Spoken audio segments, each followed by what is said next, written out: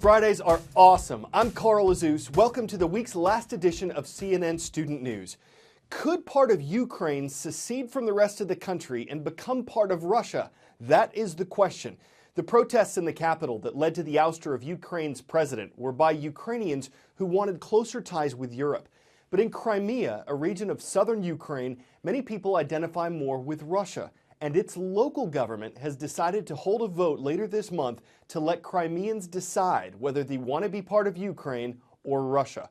Ukraine's government says this is an illegitimate decision, and President Obama, who supports the pro-Europe Ukrainians, says borders can't be redrawn without approval from democratically elected leaders.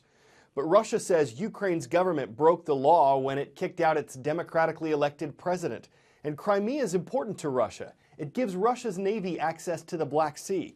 The standoff has international diplomats working around the clock to find a peaceful solution. Next up today, the U.S. and South Korea have been allies since the Korean War. Every year, the two nations team up for a series of military exercises, and every year it makes North Korea mad. North Korea has been launching rockets into the ocean. They're not aimed at anything or anyone in particular, but one rocket came uncomfortably close to a Chinese passenger jet. South Korea is calling it a very dangerous situation. The Defense Ministry says that a Chinese passenger jet, which had more than 200 people on board, flew through the trajectory of a North Korean rocket which had been fired just 7 minutes earlier. The China Southern Airlines plane was flying on Tuesday from Narita in Japan to Shenyang in China. Airline officials did not respond to CNN calls for comment. The rocket was just one of 7 that Pyongyang fired that day.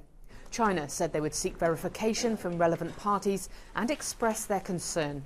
When the relevant country conducts military drills or training, it should take measures to ensure safety of civilian aircraft or ships in the relevant air or maritime space, according to international norms.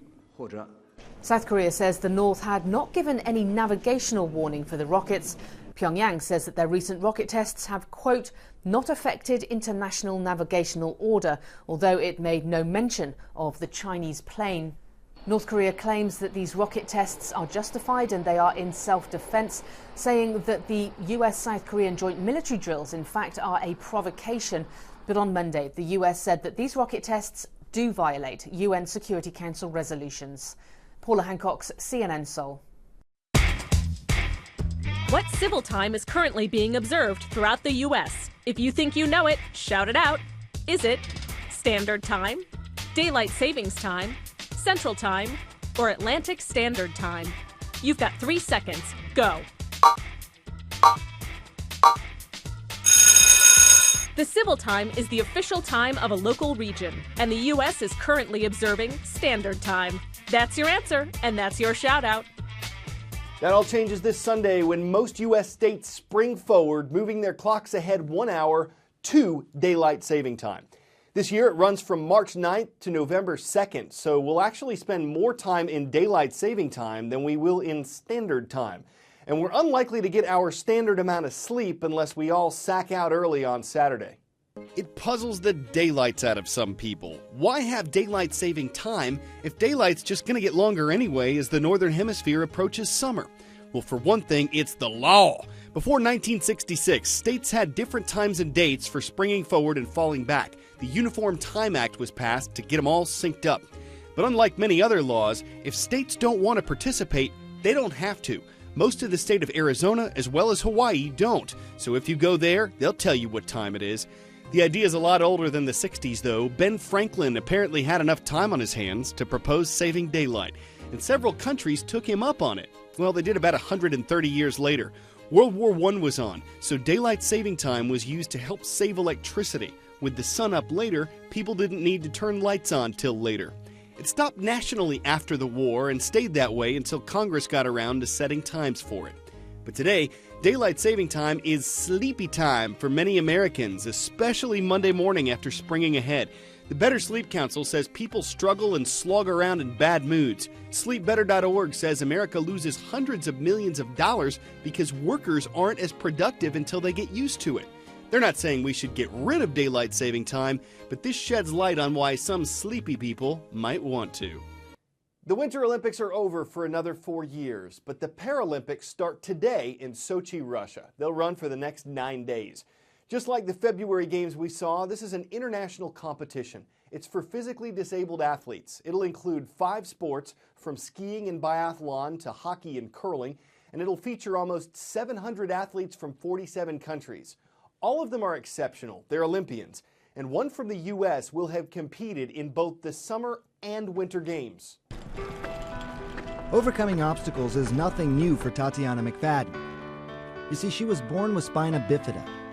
That's a birth defect that prevents the spinal cord from properly closing while a baby is still in the womb. As an unwanted, disabled child in St. Petersburg, Russia, Tatiana was immediately sent to an orphanage after her surgery. I didn't have a wheelchair, so my legs were atrophied behind my back, and I walked around my hands all the time.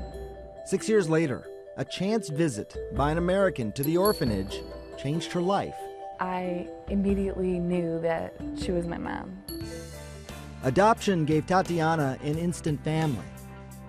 Her mom pushed Tatiana to participate in sports. Getting involved with sports, saved my life. So I wrote down my goals and I said I really want to be a Paralympic athlete. I want to be a medalist someday. The 15-year-old became the youngest member of the USA track and field team at the Athens Paralympic Games. McFadden won 4 more medals in Beijing. And in London, she finally won gold. In 2013, McFadden won the Grand Slam title for marathon wheelchair racing and then traded her wheelchair for a sit-ski. Now, McFadden's back in Russia, where she's competing in the Sochi Paralympic cross-country Nordic skiing event. Dr. Sanjay Gupta, CNN, reporting.